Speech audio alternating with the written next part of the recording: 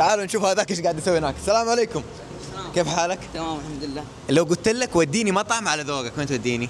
اي مطعم؟ اي مطعم واي وجبه بس شيء يكون على ذوقك انت. ابشر تعال معي. وين طيب؟ تعال معي بس. وين طيب؟ تعال حق الشيف ابو العز. شوف ابو العز اوه تيك توكر. اي طيب يلا خلينا نشوف نجرب بسم الله. طبعا شوفوا هذا شكله ترافل من جوا كيف؟ ريحه الترافل مره. انت قاعد تقلدني. انا شايف هنا صوصات كثير انا احب صراحه. لا في البدايه جرب بدون صوص، جرب اللحم بدون صوص عشان اديك تقييم اللحم. اي يفهم الولد يفهم. نظيف اللحم والله. طريه كذا تحسها ذايبه فمك. ايش اللحم هذا؟ انجز تفضل. ابشر. صوص بني. تفضل. انا جوي الصوصات. انت؟ نقي.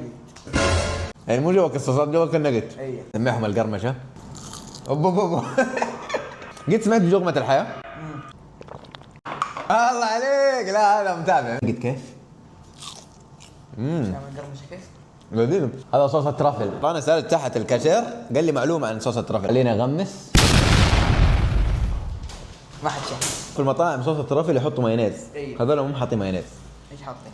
ما ادري مو مايونيز بس في له جبن بارميزان كمان يعني. صح. بس اهم شيء بدون مايونيز. اي شوف كيف شكله كلاسيك. الحين ابغاك تجرب وصفتي. ايوه انا ابغاك من كذا ابغاك توريني شيء على ذوقك. يلا افتح البرجر، حط هذا النقد هنا.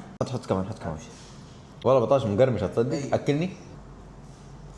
هذه وصفه محمد. هذه وصفتي.